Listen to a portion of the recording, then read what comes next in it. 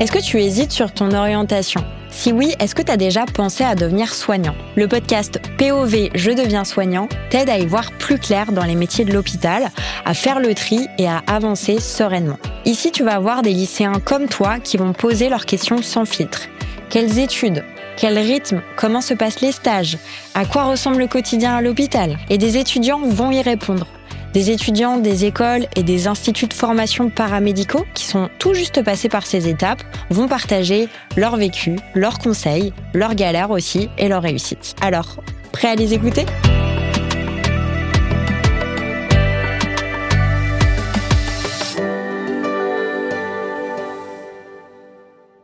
Bonjour, je m'appelle Ambre. Quelles sont tes principales missions au quotidien ? En quoi elles diffèrent de celles d'un radiologue ? C'est vrai qu'en tant que Manip Radio, nous, on a plusieurs secteurs d'activité. La radio standard, le scanner, l'IRM, ce qu'on appelle la médecine nucléaire, la radiothérapie, donc traitement des cancers, et tout ce qui est interventionnel, donc tout ce qui peut s'apparenter à un bloc opératoire. Et donc c'est vrai que voilà, on est sur à la fois le côté humain, la prise en charge qui est hyper importante du patient et la réalisation de l'examen d'imagerie en collaboration du coup avec le radiologue, mais une grosse partie 50-50 entre prise en charge du patient, bienveillance et réalisation d'un examen plus technique.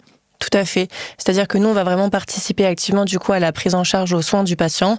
Donc ça va commencer au fait que on va aller le chercher directement dans la salle d'attente. On va faire tout ce qui est préparation dans la cabine. Ensuite, on va passer à la salle d'examen. Donc on va préparer le patient sur la table. On va expliquer l'examen. Ça, c'est quelque chose de très important. Dans notre rôle, du coup, c'est vraiment un rôle humain qu'on a en tant que manip. Voilà, parce que on est face aux craintes, aux appréhensions des patients. Faut leur expliquer les contre-indications, les effets secondaires des différentes thématiques, des différents produits qu'on injecte, tout ça. Ouais. Donc c'est vrai qu'on a vraiment un rôle ancré dans l'humanité, dans la prise en charge de l'humain. On est là tant pour le patient que pour le radiologue. Le radiologue, lui, il pose un diagnostic, il décèle une pathologie. Mais nous, il faut qu'on fasse en sorte que l'examen soit réussi, tant avec nos capacités du coup de réalisation d'examen en tant que tel, que dans nos capacités de préparation du patient, parce que c'est complètement... Parce que sans ça, on n'a pas de bonnes images, quoi. Tout à fait. Et donc pas une bonne interprétation. Et donc pas un bon diagnostic. Tout à fait. Avec notre expérience, on peut aussi réussir à repérer, par exemple, des anomalies ou des pathologies. Donc c'est vrai qu'on peut aussi intervenir dans ce côté-là un peu technique comme le radiologue, puisqu'on peut avoir des discussions avec lui, parler des anomalies, tout ça. Bonjour, je m'appelle Jean et je voulais savoir le rythme de ta formation entre les stages et les examens et les cours. Donc c'est une formation de 3 ans.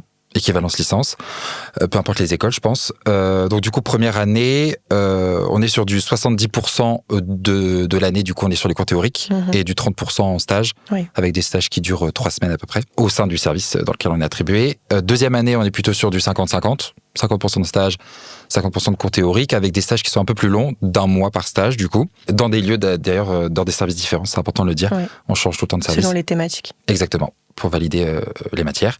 Et en 3e année, on est sur du 70% de stage et du 30% de cours théoriques, voire même un peu moins. Je trouve qu'on est vraiment beaucoup sur le terrain, comme on dit. Je trouve que c'est hyper important d'avoir de bonnes connaissances déjà sur ce qu'on apprend en cours, pour pouvoir du coup être à l'aise en stage. Je sais pas trop toi comment tu as géré ça, mais c'est vrai que moi je suis d'accord avec toi dans le sens où c'est important du coup la première année on va vraiment tout ce qui est théorique, donc on va voir l'anatomie, on va voir la physique, l'hygiène. On a vu beaucoup d'hygiène, beaucoup de TP d'hygiène, de TD d'hygiène qui vont du coup nous permettre une fois sur place de bien anticiper la chose, et aussi sur l'accompagnement du patient, tant avec du coup les TD qu'on a pu faire, les TP, et aussi la formation à FGSU du coup des premiers secours. C'est vrai que ça nous permet vraiment de bien appréhender les stages selon les services, même si c'est vrai que quand on est en stage, c'est quand même bien différent de la théorie. Mais c'est vrai que quand même, c'est important d'avoir de bonnes bases théoriques pour après mieux appréhender la pratique. Il y a donc la physique des machines, mais il y a aussi la physique du coup au niveau des paramètres d'acquisition, on appelle ça. Donc c'est le déroulement de l'examen, donc avec les différents réglages, les différentes... pour donc pas tout ce qui est scanner, IRM. Ouais, tout à fait. Parce que ça marche pas pareil, donc il y a des protocoles qui diffèrent. Et donc il faut les connaître par cœur. Puis aussi beaucoup aussi sur la prise en charge du patient. Oui. Je sais pas si, même sur la sécurité en général, On a quand même des cours là-dessus. Oui, c'est vrai qu'on a par exemple les cours de radioprotection parce qu'on est quand même, face à des rayonnements et il faut qu'on ait justement des paramètres de sécurité, voilà, pour prendre vraiment correctement en charge les patients, mais aussi pour nous. C'est super important. Et surtout l'organisation des stages, parce que c'est vrai que c'est compliqué de travailler pendant la période de stage. Je sais pas toi, mais je sais que moi, souvent les stages sont relativement intenses et riches en émotions. En connaissances. Voilà. Et donc c'est vrai que, et puis ça dépend de nos horaires aussi, parce que parfois on est du matin, on peut faire par exemple 7h30, 15h, ou même commencer à 6h, et on peut être de garde, donc le soir à partir de 13h jusqu'à 20h ou 21h.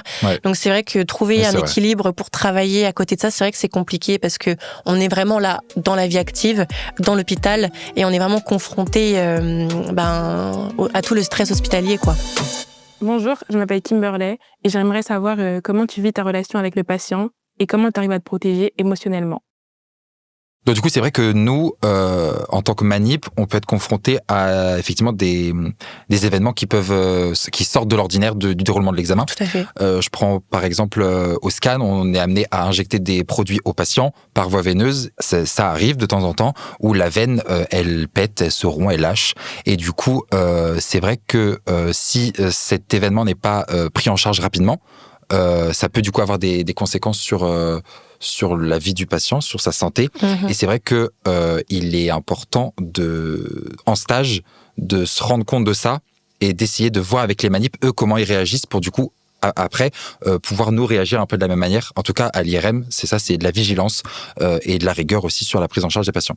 Moi, je trouve. Je te joins justement parce que c'est vrai qu'en IRM, c'est à peu près la même chose. Comme on est face à un grand aimant, du coup, il faut retirer tout ce qui est métallique. Il faut être vigilant à ce qui rentre, Tout à fait. Donc, c'est vrai que c'est une vigilance accrue, en fait, parce que c'est vrai on est porteur, en fait, on est responsable du patient. De la santé du patient, finalement. Parce que c'est vrai que, par exemple, si on est face à un diabétique qui ressort son capteur d'insuline, en fait, il fonctionne plus correctement, c'est vrai. Donc, c'est vrai qu'il faut beaucoup de vigilance, beaucoup de rigueur. Voilà, faire attention et s'adapter aux différents types de patients, différentes pathologies. Voilà, toujours être concentré sur ce qu'on fait. Et du coup, on a aussi des petites APP pendant lesquelles on va parler de ce qui s'est passé pendant le stage. On va prendre une situation, on va débattre, on va dire oui, on va parler chacun de nos réactions, de comment on aurait pu réagir. C'est vrai que on a quand même un suivi psychologique, on n'est pas lâché comme ça dans le stage et voilà. Donc c'est vrai que c'est important, et puis aussi ça dépend des services aussi, ça dépend des hôpitaux dans lesquels on est. Des fois on a besoin de sang-froid parce qu'on est face à des situations où tu vois, par exemple, tu peux être face à un arrêt cardiaque. Oui, non, mais c'est vrai. C'est vrai, hein. Il faut, même aussi sur le scanner, sur la table de scanner, tu vois, il peut y avoir... Ça dépend des thématiques des stages. C'est ça. Et il faut avoir le sang-froid, il faut se dire, ok, c'est à toi, en fait, c'est ton rôle de prendre en charge, en fait, ce genre de situation. Et c'est vrai que oui, non, on n'est pas perdu, on est quand même suivi, on a des TD, on a des TP où on en parle. C'est-à-dire nos formateurs, ils sont là, enfin, je veux dire, on est quand même...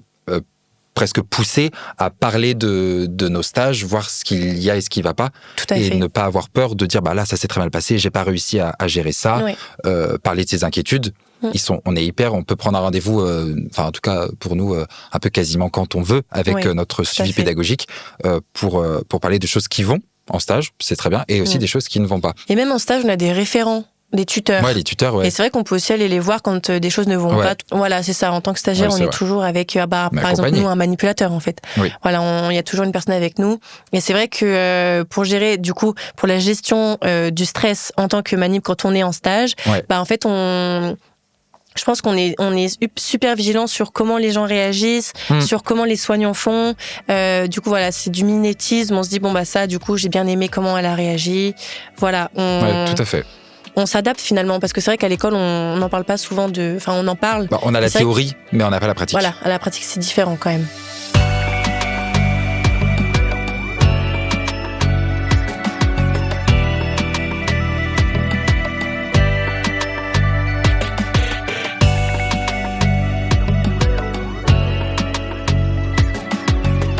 Cet épisode t'a plu ?